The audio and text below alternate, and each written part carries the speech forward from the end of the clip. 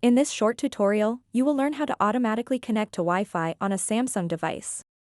It can be quite frustrating to have to manually connect to Wi-Fi every time we want to use the internet on our phones or tablets. Luckily, Samsung devices offer a handy feature that allows us to automatically connect to Wi-Fi networks. To get started, open up the settings on your Samsung device and tap Connections.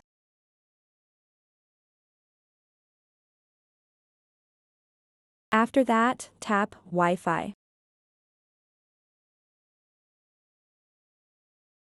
And then tap on these three little dots at the top right corner of the screen. Tap Intelligent Wi-Fi. If you want to automatically connect to Wi-Fi on your Samsung device, simply toggle on this switch next to turn Wi-Fi on/off automatically.